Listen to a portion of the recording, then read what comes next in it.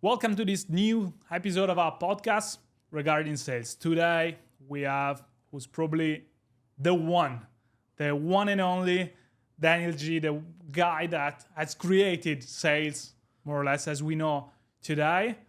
He's a sales leader, he owns a sales agency, he's a mentor, he's an influencer, he is more or less everything you can imagine he is. So welcome to our podcast. Daniel G. Thank you for having me, bro. I'm excited for it. I'm excited. I'm also super excited. Yes. Thank you. So I rely on the fact that a lot of people already know you. I mean, you are everywhere. Yeah.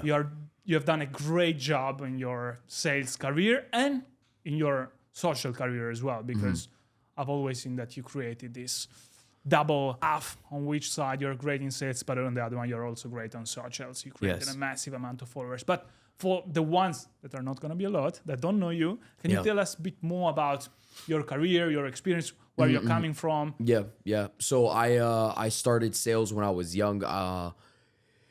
Everybody just falls into sales. Like I fell into sales. Nobody says I want to become a freaking salesperson. I want to sell cars or I want to sell real estate. You fall in sales. I fell into sales when I was 14 years old at a very young age. I was selling before that, but my actual first sales job when I was 14 and a half, I was knocking on doors, selling a door-to-door sales job. And my whole life was, people now, if they watch me or they'll see throughout the interview, like my energy is crazy. My whole life I've been ridiculed, ADD, ADHD, can't sit still, etc. And then you get this job where your whole life you've been told, hey, you know what? Go to school to get good grades, to focus, to get a good job. You need to calm down, Daniel. You can't be loud. Don't yell in class. Don't talk too much. I was always talking. And if you don't, you're not going to go to good school. If you don't go to good school, you're not going to get a good job. If you don't get a good job, you're not going to get paid a lot of money. Okay, great. So I was 14, and then there's this sign inside of my high school that says, if you want to make $500 to $1,000 in commission, sign up to the sign. So I went to the guy, I said, what the heck's commissions mean? He's like, money. I said, sign me up. Right? My parents just divorced at the time, so we were going through some bad times, and even $50, at that time I would have said yes, but it said 500 to 1,000, right? So I said, dude, how the heck do you make $500 to $1,000 in a weekend? Friday, Saturday, Sunday, the sign said. So I got into sales. My first weekend, I was in door-to-door sales. I made $800 roughly and maybe $50 in commissions, Canadian money, born and raised in Toronto, Canada. And that day, everything was a lie because your whole life, you're told, go to school to get a good job, to make a lot of money. And I debunked everything within one weekend. I've already made the money. So then I said, wait, shit. Everything I was told up until today was a lie because I've already made a lot of money. I'm 14 years old. If I just repeat what I do, where the heck can I be in the next 10 years without school? So I just seen there was a flaw in messaging at a very young age. A flaw in messaging. What that means is you don't have to go to school to get a good job to make a lot of money. I've already, that was like the light bulb moment. Everybody has an aha moment inside of life. That was my aha moment. I started sales at 14 years old, direct sales, which was door-to-door direct sales. And I think it's a great environment for anybody to start. Any door-to-door sales environment teaches you the real sales, the grit, the grind, the thick skin. Because a lot of people now, they're babied. When people get inside of your industry, they're freaking babied. Dude, we're sitting in Dubai right now. It's the most babied sales industry in the world. Did you know this? Why? Because when people come inside of Dubai and you're working for these brokerages and these brokerages are feeding you leads, you feed your reps leads, like you feed them leads. Here's your leads, here's your, your name, email, phone number, etc. They're babied. They do everything for them. Yeah, they're queens. The real sale is knocking on a door, and getting the deal done. So plus the market here is crazy. Remember when I bought my car? I was the one selling to myself. The guy didn't know anything about it. I was asking, is the car coming with that? No idea. Yeah. And same for the real estate. Yeah. You go to a place, okay, I want to rent this. Is it coming with the pool or whatever? Yeah. I don't know. How do you don't know? Yeah, it's your product. It's insane. Because it's too easy to sell here. And that's the thing. It's, I like that you brought it up. We can go in and out of the story too as well, but it's when people say, let's say for example, because I hear this a lot, when people are like, oh, but my industry is saturated. Like you could say high ticket sales is saturated. You could say real estate sales in Dubai is saturated, but realistically it's not because everybody's shit. Yeah. Like nobody trains. So if you really think of it, the industry's not fucking saturated. Like people are just, they don't take the time not even just simply understand sales. Just like you said, the product. Like they don't even understand the product. So is it saturated? Like you wouldn't be able to go into any other job not knowing your product. Just think of any job. I'm not saying a sales job. I'm just saying like IT. Like if you become a videographer, you have to know how to operate your fucking camera. Yeah, of course. Like if Steve can't walk in here and the guy can't walk in here and not know how to operate his camera, how crazy it is as a fucking sales rep. Like you're selling some people here sell $20 million dirham homes or whatever the case is. It's like, you don't know exactly what the floor's made out of, what the kitchen table's made out of, how many beds and baths maybe. It's $20 million home and you don't put the respect on it from the marketing, the sales, the product knowledge. So yeah, I think, anyways, I was in sales since I was 14. I got into medical device selling, which was... No, but let's stay here because how important then is to learn. Yeah. Just because, yes, it's important. We said it's important to understand the product, but it's also like keeping like continuous improvement in even the new techniques of sales. I was really intrigued what you said. You started door to door, which I think is the hardest probably in sales. Yeah. So that changed and then went to the phone.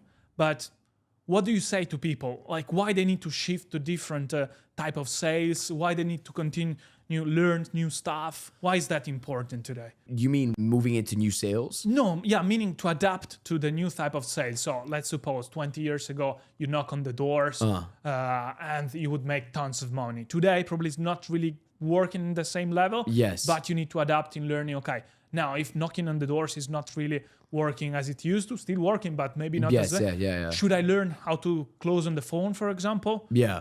I think, the buyer changes. So necessarily the avenue might not change yet. There can be easier avenues like a phone call. A phone call didn't exist, maybe 80 years ago or whatever the case is, right?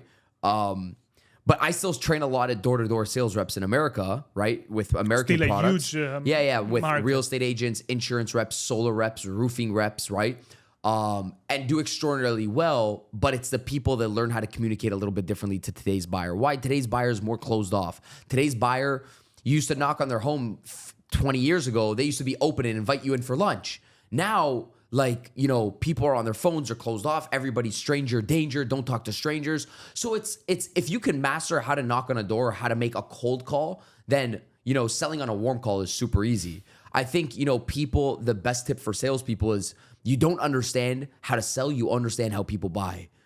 It's always the number one thing. Like you understand how consumers consume items, how they purchase decisions. The best tip that I have for people is, okay, if you buy products, learn how you shop for products. Like when you go buy, ask yourself, what decision-making process did I take in order to buy the product? You can become good just by becoming self-aware enough to even see how you make your purchasing decisions, how your friend make the purchasing decisions. That's the psychology of sales. The psychology of sales is understanding how people buy, and then you tailor your script, your pitch, etc., towards how people buy. So if you want, you need to suggest the only skill that you need to have to sell, what it would be? Would be this one, to learn exactly what the customer wants. Yeah, the ability to find the needs, maybe. Can we say in that way? Yes. I think, the first thing is there's a difference between passion and belief, right? So I think the first thing is you don't need passion, but you do need belief in the product. And if you haven't sold yourself on belief on the product and you're not freaking convicted, then sales is going to be hard. You don't understand the value of the product. Like you can take the best salesperson with great strategy, but he doesn't understand the value of the product. There's no conviction. Without conviction, the strategy is useless. You see? So I think the first thing is just conviction in your product, because if you need to understand, learn, and study your product. Buyers more than ever are going to choose people that are educated about their product today.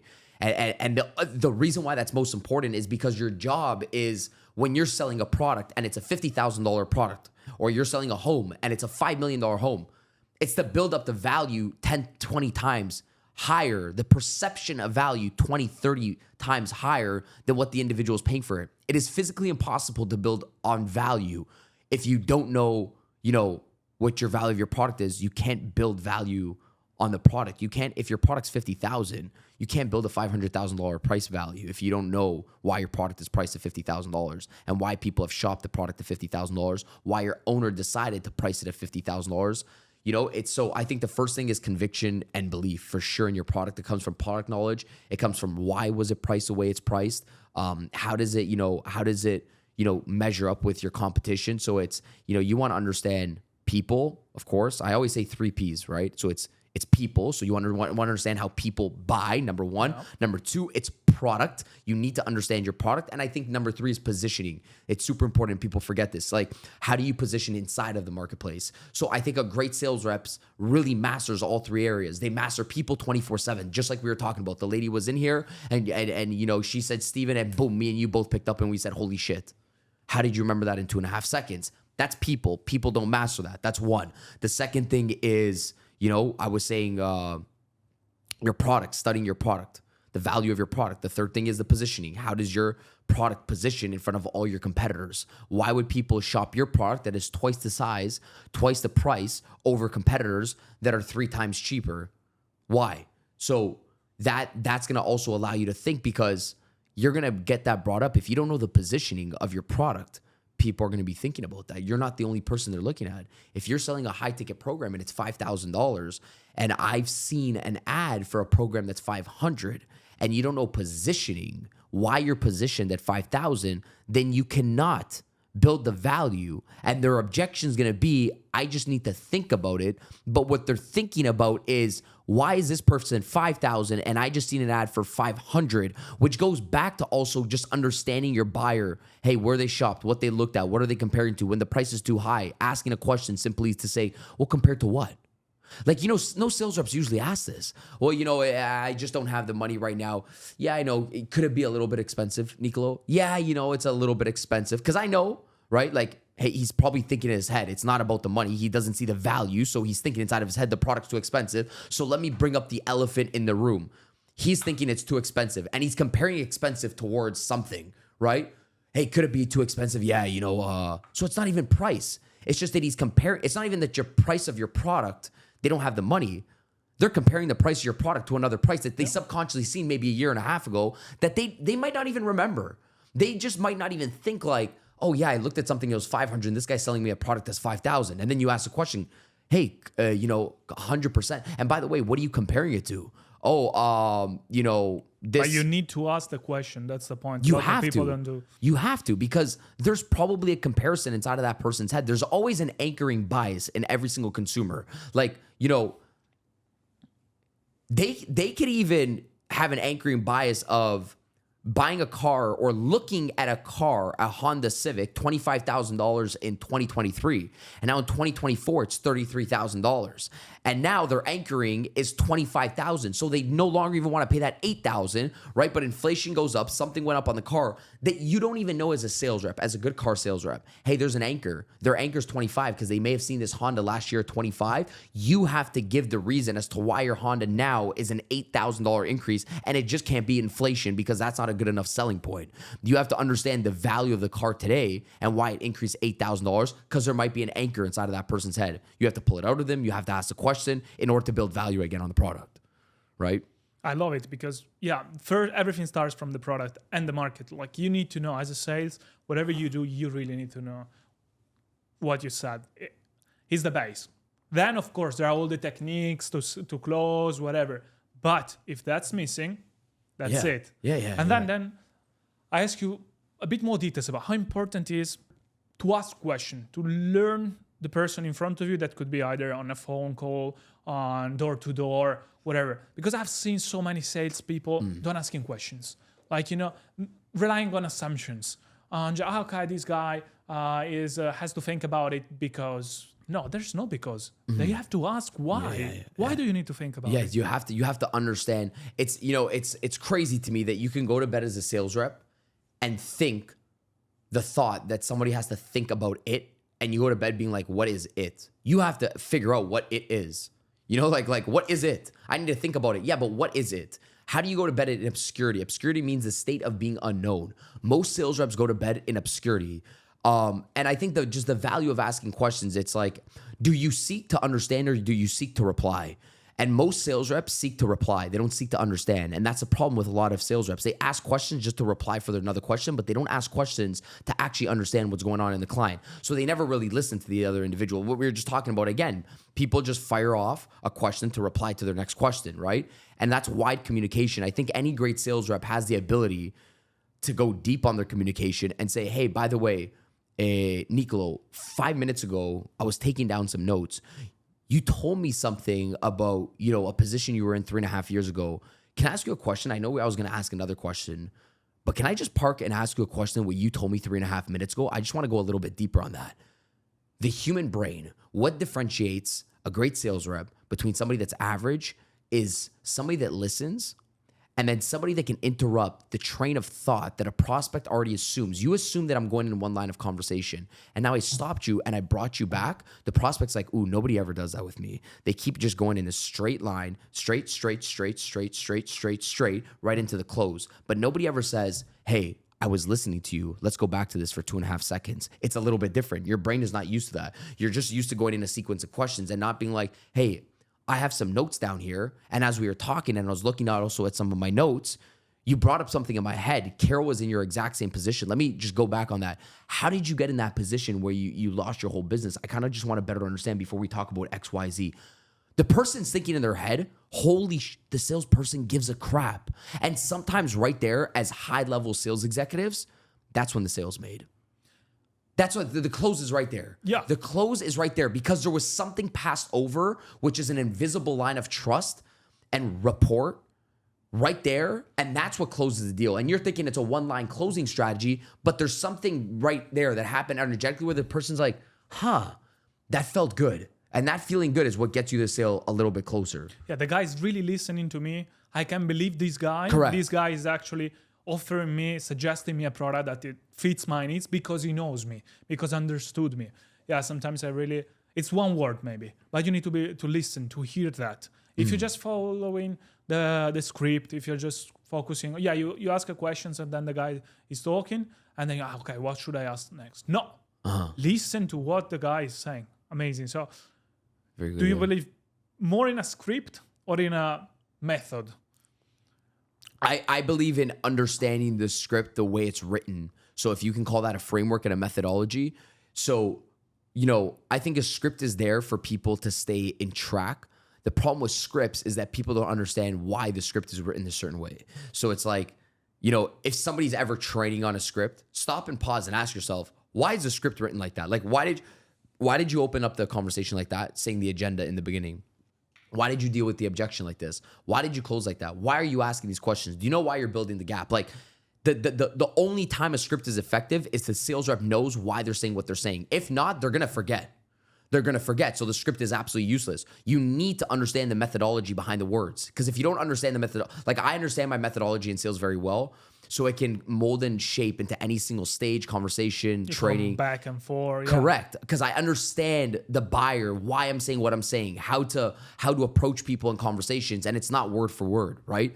So I think a methodology and framework is very necessary. And I do think for some people, they need a script to follow. And I don't think it's bad as long as you know why it's said the way it's said. Because sales, a customer is always going to throw you a curveball. And if you don't know why you're saying what you're saying, when they throw you the curveball and it's off of your script and you're just a robot, well, now you're right. Yeah, so of course. I think frameworks are important to understand why your script is written the way it's written. Yeah, crazy. Thank you for this great point. Yeah. Now, going back a bit to your experience, you said, and I interrupted you, you said that you were in door-to-door sales. Then, what was the next step? How I got into... You became who you are today. I got into a B2B sales environment for about 5 years, did extraordinarily well, and just found a gap inside of the industry very early on, in this online world in about 2016, 2017 for... people that had offers inside of, this coaching industry. And I said, interesting. Okay, so these coaches have offers. They don't have salespeople. Nobody wants to sell their offer just like you guys are doing. We were just very early on to it. I was very early on to the high ticket sales industry.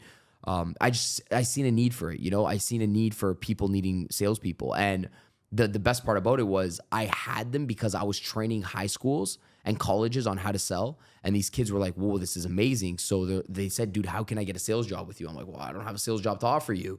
I'm like, okay, but all these people want to work sales because I'm training these people actually. When I was still doing my B2B sales job, I was training these kids in sales. So I said, I don't have a sales job for you. And then I seen all these people online starting to create courses. And then I just became the love matchmaker. That's what we do inside of the industry. It's like you matchmake people. So, oh, you have this person. Well, I have these two guys. They're trained by me. So boom. So I created an agency and I left my sales business when my agency was doing well. I think a lot of people jump too quickly. Like I had enough saved up that if I didn't make any money for 6 months inside of my agency, I was good. And not just that, I think you're only allowed to make a jump as an entrepreneur when people are actually freaking buying the product. Like people are responding to it. Not an idea, not a good thought. Like some people like, they quit their job. Spend the money. Like our customers actually saying it's validated with their wallet, not your mom hyping you up. Yeah, it's such a good freaking idea. Okay, great. But is somebody going to pay you for it? Is somebody currently paying you for it? Like, are they paying you for your advice, your coaching, etc.? Everybody, it's crazy. Everybody wants to be the entrepreneur. Everybody wants to be the business owner. And I think it's so stupid. I think it's so dumb. The fastest way to $1 million inside a business, millions, okay, of dollars inside a business, is you work for the person that wants to make $1 billion. Because the person who wants to make $1 billion has to take their freaking money and then reinvest it back into all the resources, legal, accounting, marketing, sales, customer service, storage space, whatever the case is. You can get there so much faster being in sales than trying to fake being the freaking A player. And that's a problem with today's society, is that everybody's trying to fake being the entrepreneur. And it's like, you would be so much better as a B player in sales and make so much more money than all these fucking people trying to become entrepreneurs, right? So I'm a big advocate for salespeople because, you get to do something where, you sell a product and you have to deal with all the bullshit after that. Like you're playing one part in the role that gets paid the highest amount of money inside of the horizon of business. You got marketing, branding, customer service, storage facility, whatever, line of works are. Then you got sales in the middle of that process, and you get paid the most when you sell the product, more than anybody else in that line. And then you could just leave and get on to the next customer, service them, of course, get referrals, be a good, yeah, I'm an advocate for sales at this point. I of course I get a lot of pushback for it, he's a sales guy, but then at the end of the day, I say, why wouldn't people represent sales, and why aren't they proud of sales when people are proud to, represent their university when they go to university? You teach at university and whatever the case is, it's like people are proud when they go to university. They wear their university logo on their chest. When they get a new freaking job that only pays them $50,000, $60,000 a year, they freaking post it on social media. They go brag about it to their friends. It's like, why wouldn't you, go brag about a sales job? They work 14 hours a day. Yeah. Yes, yeah, like slaves almost. Yes, like it's and I think sales is a vehicle where in the beginning you're going to have to work your ass off, but when you get good enough, you can have fewer conversations and still make very good money. Now, if you want to be a maniac, maybe like somebody like you and I, you still have the same work ethic, your skill set still grows. I think that's when your income becomes exponential at one point. But hey, some sales reps want to just get good enough to have less conversations and make the same amount of money. I completely agree. Look, you mentioned the university. It's crazy because the last class I always do is my suggestions for your future. And my suggestions are always two. First, learn how to sell. Because that one would help you with everything. Even if you want to be an entrepreneur, you will need to be able to sell your idea. Yes. To sell your product, to sell your vision to all your employees. So learn how to sell, because otherwise you will never succeed. And second one is, as you said, create an MVP. So doesn't matter if your mom loves it, you need to see if the market loves it. Right. Otherwise, the market is always and always will be the final judge. Yes. Yeah. So, and staying on this, how about closing? When do you think, is there a technique, is there a method that you think is more successful than other to understand when it's time for closing the lead you have in front of you? Yeah, I think, Can you perceive it? Can you feel it? Yeah, I think, first of all, you can never go into a close unless, you have a qualified buyer. And the qualified buyer is somebody that's ready, able, and willing to buy the product. Ready, able, and willing. They're ready to do it in this moment. They have the ability to do it with the funds, and they're willing to do it at this moment. And until you have that, RAW, ready, able, and willing, you never go in for a close. I think some of us, we go in for closes too early inside of business, and, we hear objections because we go in for the close sometimes too early. You don't have enough pain, data, and feedback. You don't have enough uncertainty from a client. This is important. Close is a transfer of certainty. In order to transfer over certainty, you're going to have to figure out where a client is uncertain. So, like, in order to get somebody to get certain about a product, The client is going to have to feel uncertain in one area, solve that uncertainty, and then once you solve that uncertainty, they become certain, and boom, that's how you sell a product. So the question now becomes, do you know as a sales rep that you have your client uncertain at one point? Because a lot of clients, if you look at your sales reps conversations, it's like, yeah, okay, yeah, thank you so much. Oh yeah, I see the value in it. Yeah, I want to get started. And there's no uncertainty. And they're like, okay, yeah, that's good. And I think a great sales rep has the ability to stop and pause and say, hey, Linda, because they understand their product, the sales rep. I know you were talking about this area of your life. Are you 100% certain that this is what you're supposed to be doing and you're on the right track right now? I know you said you're good, but you are 100% certain? Well, and now, okay, now maybe I can plant some seeds of uncertainty inside of the individual because I need to open up a conversation. I think the hardest thing for a sales rep to do is open up a conversation. Just open them up. When somebody's closed off, it's not your job. This is what a sales rep's job to do, is to open up the conversation if somebody's closed off. Like, not everybody's going to be open. Not everybody's going to talk. Some people's defense is going to be higher than other individuals. Some more, some way less. Some way less. And sometimes, even the ones that are open doesn't mean they're a ready buyer. They could just be an extrovert. They could just be playing around with you, etc. So it doesn't. I've heard so many calls recorded Correct. of people talking for hours, but that's also a mistake. I mean, you need to stop people when they are talking too much. You cannot spend 2 hours on the phone. Yeah. That's It's good that you bring that into. You're gonna get people inside of sales that love talking, right? And your job as a sales rep is to control the conversation. So if they're talking about cats and dogs for an hour and a half, and you have a 30-minute slot, right? Or an hour slot, or whatever the case is. And you have to uncover certain things. It's called jockeying for conversation. And I used to do something with my sales reps that was funny when I used to work in the office with them. I used to show them that when there was talkers and they wouldn't shut up. And you would try to be like, yeah, and you try to get in there and they would talk over you. And you try to ask a question, but they keep talking. If you ever heard those conversations going on, I said it's called jockeying for conversation. Now, a jockey means like when you're jockeying, it's like you're going back and forth, right? You're jockeying for conversation. And eventually, like, you're trying to like overcome them to get back inside of conversation. So I had this method where people talk too much and you can't say a word because you're like, yeah, so what about, and you're trying to ask another question, the person just keeps talking. I had this thing where it's like, I told my reps, I said, okay, Mike, when she keeps talking, you're going to talk. You're going to talk. You're going to talk. And you're going to be like, yeah. So the prospect's going to be like, yeah, so like when my daughter got involved in this and then this and then this. And then you're going to start talking as the sales rep. You're going to be like, yeah, so that's funny because mine, and she's going to start talking. You're going to start talking. You're going to start talking. You're going to start talking. You're going to start talking. And boom, eventually she's going to shut up. It's like you have to fight sometimes for conversation to get back inside of control of it. And by the way, they won't even think it's rude because they're such a talker themselves. Like, annoying people are annoying people. So you're jockeying for the conversation almost to just try to take control of it. So at one point, both people, the prospect and the sales rep, are going to be talking.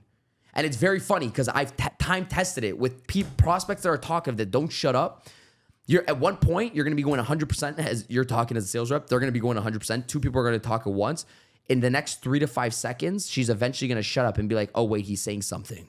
And then boom, you're going to overtake the conversation and then boom, get back inside of a question. Annoying people are annoying people. Talkers are talkers are talkers. It just goes like with everyday life. Like, if you want to stay focused, I think as a sales rep, another, key component as a sales rep throughout the day, if you're in high ticket sales, is mere focus. And when people know you become a sales individual, they try to distract you because they know now you got time. Oh, Margaret works from home. I can call her at 2 p.m., etc. Our parents, they know we're entrepreneurs. We can call, Nicolo at 7 a.m. He's going to pick up, whatever. He's an entrepreneur. He's a sales rep. And your ability is to stay focused. So I tell people, it's like, hey, you got to protect your time so well. If you work in an office, there's always going to be somebody around there trying to distract you and talk to you and gossip to you. And my number one thing in an office was if somebody comes by to you and they start talking, just pick up a phone and be like, oh, I have a phone call, right? Like, just get rid of them right away. They'll go annoy somebody else. That's what annoying people do that, right? Like, if somebody's talking to me too much during the day and they just talk, just hang up. People would say when they're watching, so you just hang up on somebody, one of your friends? Yeah, they'll go annoy somebody else. And all they'll think in their head is, Daniel's phone died. Yeah. Annoying people are, no, it's rude that this guy's distracting my time. I'm just going to hang up on him. Who does that? Nobody. Nobody hangs up on them. That would be so rude. Your friends would So be like, would you just say, you can start a conversation, oh, sorry, yeah, let's have a couple of minutes, but my phone is almost dead. So you can just... no. The guy doesn't stop talking. Just hang up. Yeah, that's it. That- No, it works. hang up. I know, but this is like... What do you think he's gonna think? Hey, his phone's dead. Go annoy somebody else. But you see, you gave the suggestion to people, instead of being entrepreneurs, be sales. But as actually you said, you will be an entrepreneur even if you're just Even if you're in sales, of course. You're a same life, but safer, because the product, someone else thought about it. Customer service is managed by someone else. The leads, the marketing, the whatever. Yeah, I also suggest people go and say, and then you learn. Then after you've done all this, you've seen from the inside, then you can say, okay, these guys are doing this like that. I have an idea, but now I know how to do the things. Yeah, you looked at the whole inside, and sometimes it might not be good. Sometimes just stay inside of sales and build the vision out with somebody. Like, just become a sales leader. You know, like you could do that too. Like, a lot of people, they try to jump too quickly. Why not become the sales leader inside the organization? Why not go to somebody that's already figured out the game and say, hey, you know what? Let me help build your vision out. Because if I help build out your vision, I can make a shit ton more money than I'm making right now as a lone sales wolf. So Nicolo, man, what do you think we scale this up globally and I hire more reps and I do da-da-da-da instead of trying to go do it for yourself? There's so many people, man, that were inside of our agency early on that went to go create their own thing too quickly. And I looked at myself, I said, it's such an ego stroke because they would have made more money working for us. They don't even know this because we had it all figured out than just trying to go do their own thing.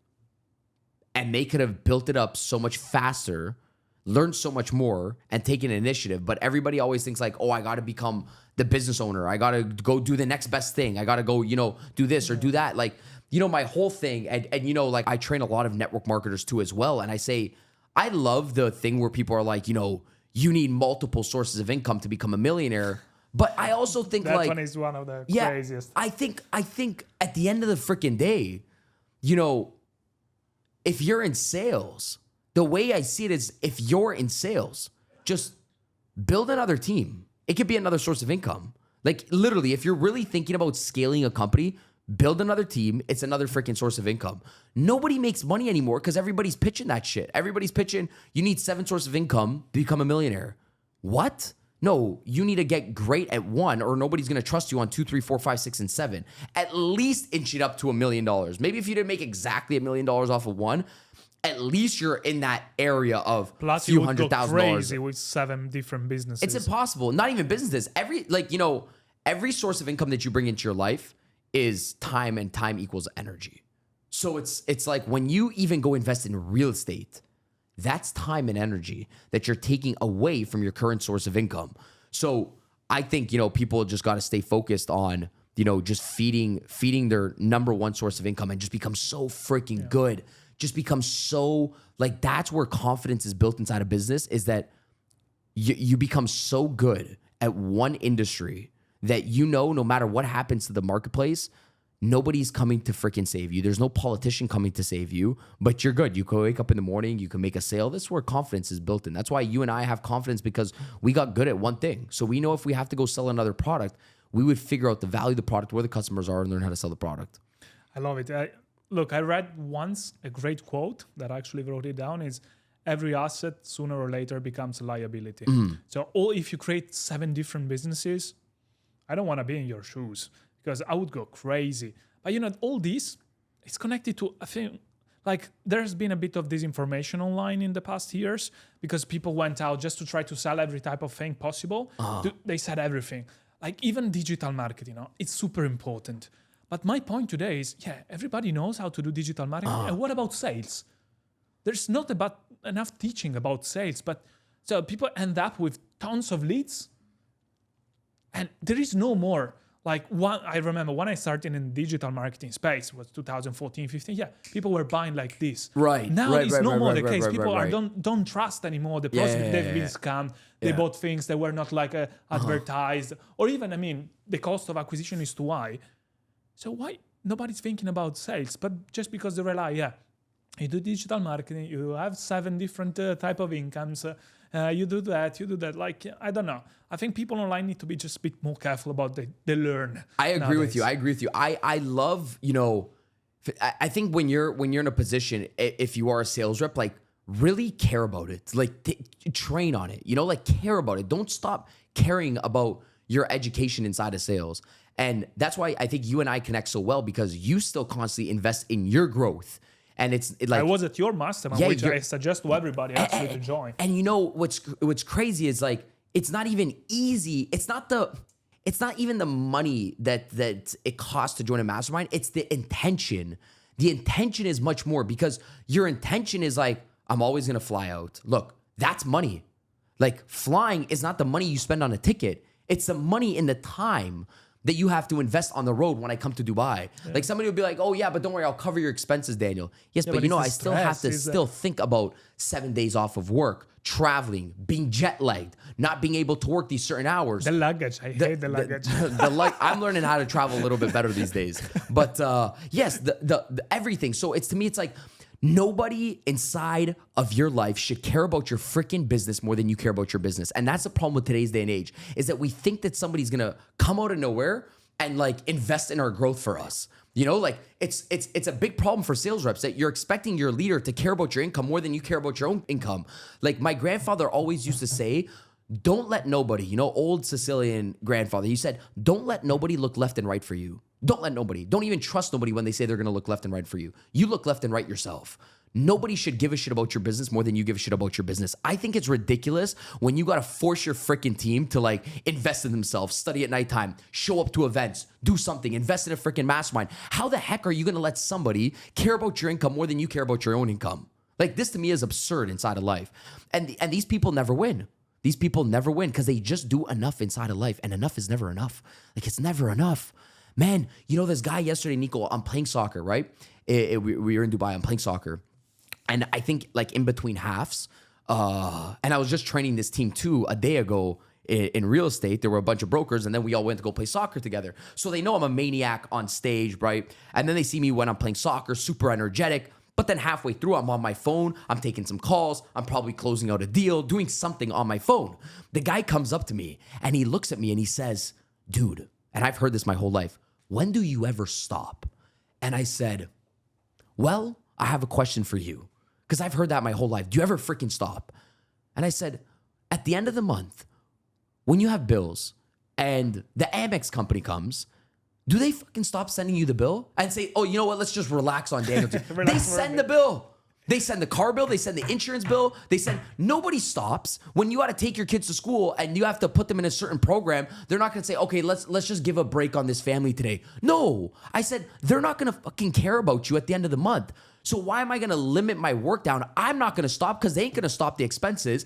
And I said, the only reason why people don't have good energy, and I know it's something we were going to bring up, is because my energy is phenomenal. I never stop freaking working, is because my level of commitment is so high. And when your level of commitment inside of your freaking business, it's real and it's high, that means your level of responsibility goes up. And when your level of responsibility goes up, because when you ask for more income, you're asking for more responsibility. When you ask for more responsibility, that means you don't freaking stop. So either people don't have freaking energy, I think, inside of their business because they're truly not committed towards what they want or something bigger, so they don't have to do much. But for me, if I committed to a bigger life and I have bigger commitments and I'm tight on my commitments, that means I have to pay more employees. I have to do XYZ. I have to pay more bills.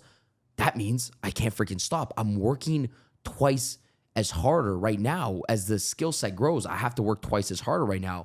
And I don't think people have these conversations with like family members around them or like a girlfriend or a boyfriend or whoever you're dating. It's like you sit down in this relationship and you're in sales and now you're dating, babe.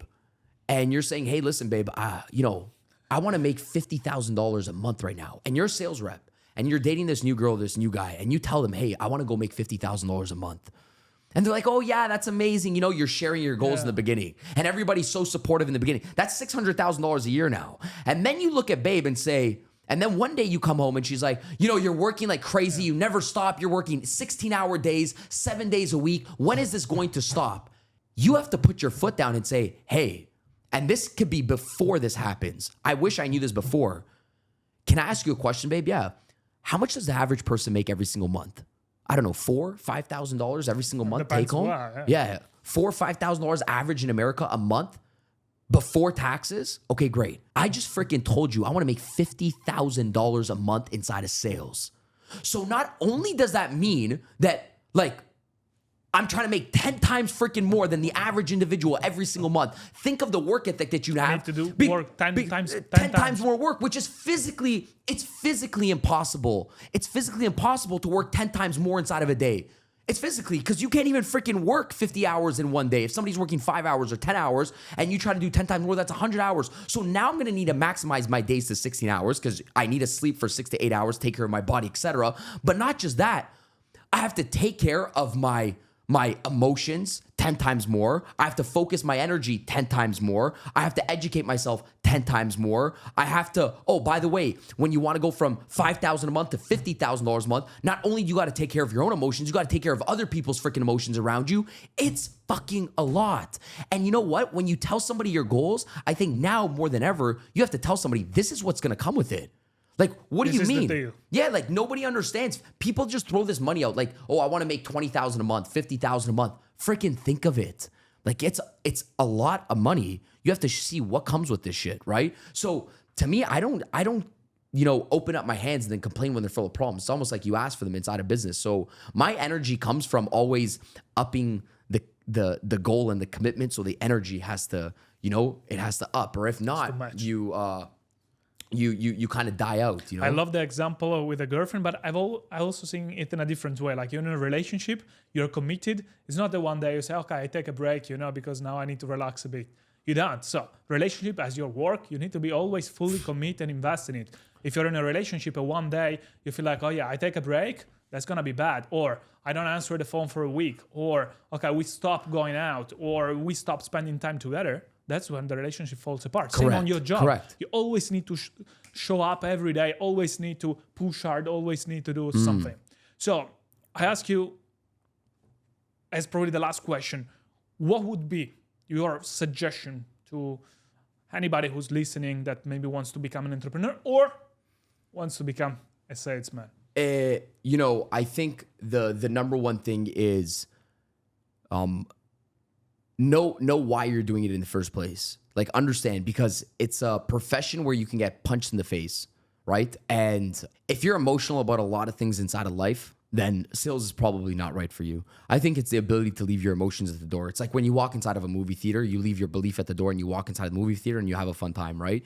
And I think sales is the exact same way. I think, you walk into the day and you just have a fun time. You're like, all right, this is a game. It's a dance. Let's talk, to the person. They're going to tell me, no, F off. I don't want to do things like this, etc.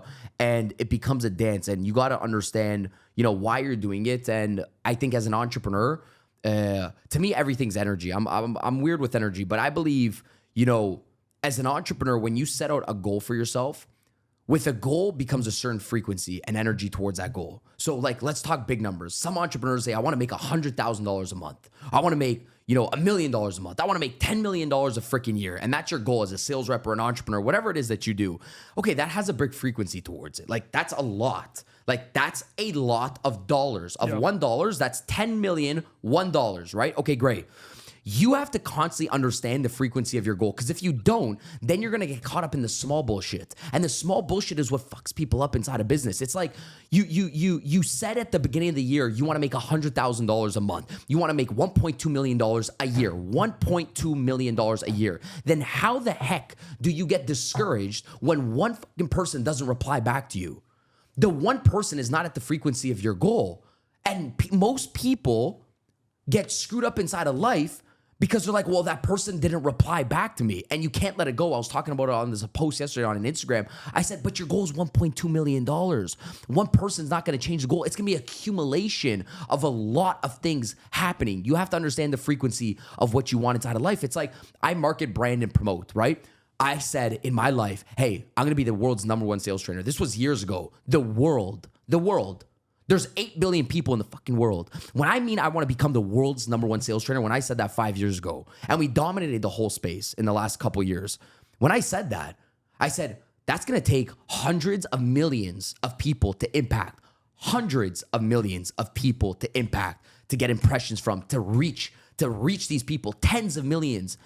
And then people come up to me inside of my life early on and they say, hey man, I know you made this video. I just want to let you know, one of my guys inside of my office or one of my sales reps or this couple, said this about your video. You yelled too loud. And I said, what'd you say? And they said, this person. And I said, dude, I said, I want to become the world's fucking number one sales trainer. One out of a one out of a. I'm like, how are you bringing up person? That's a singular, that's one person. I'm like, in order for me to give a shit about what something's happened about my goal or what somebody thinks about me, I said, you're going to have to bring me 20 million people talking shit because one person doesn't, I don't give a shit what that sales rep on your team had to say about my video on Instagram, whatever the case is, because it doesn't equate to the frequency of my goal. When you know what you want inside of life, I think this is the most important thing. When you know what you want inside of life, this is where I'm heading. Life becomes so easy because then you know how to be like, oh shit, one person ghosting me, it doesn't fucking matter. If 3 people hate on me, it doesn't matter. It's not at the frequency of my goal. The frequency of my goal is to make $100 million in the next 5 years. 5 people, I don't give a shit what 5 people say to me, right? So I think it's understanding that every single goal has energy and you play towards it. And the last thing is, it's like, don't ever stop because there's people inside of sales that are going to say it's hard, it's difficult, you're not going to be able to make it, we're not salespeople, and you have all these negative connotation about sales. And I say, it works. It works. And the only time people are freaking right when they doubt you is the day you fucking stop. Then every single person inside of life becomes right. The day you don't show up online, you don't post again, you don't make another freaking call, you don't do another high ticket call, you don't book another meeting, everybody around you, your family now becomes right. The haters now become right? Like I said, there was a point in 2018 I was completely canceled. Nobody knows the story. I was canceled from the internet, right? They tried to cancel me. They're like, oh, this person did this. We partnered up with somebody that had a bad offer. I was in a sales agency. I was a representation of the company that had a bad offer. They tried to cancel me online. And this was 6 years back. And I had text messages from people. I looked at my friends and my reps and I said, fuck them. I said, the only way I make my haters right inside of life is the day I don't fucking show up the next day. And to me, I say the only day somebody becomes right, a doubter, is when you don't show up. And not only did you prove them right, you proved yourself fucking wrong. And that kills you. So, prove them wrong. Yeah. It's like you just show up and you prove yourself. It's sales and business is the balance to prove yourself right and prove other fucking people wrong. It's a 50-50 balance. I love it. That's the balance of life. It's not just to prove other people wrong. It's to prove yourself right and do it for other people too inside of life. That's the point. You need the 50-50 split as an entrepreneur. You need both sides of the stadium to shut up this one side. You're never going to shut me up. It's fucking physically impossible. It's impossible to shut us up. We love our business so much. You're going to have to throw me off a balcony to shut up. Amazing. I love this answer. Thank you very much for being here. Great content. Great you have podcast. to shut me up. To the next time. We'll continue. We can continue forever, actually, about this. It was good. Thanks, everybody. See you to the next one. Thank you.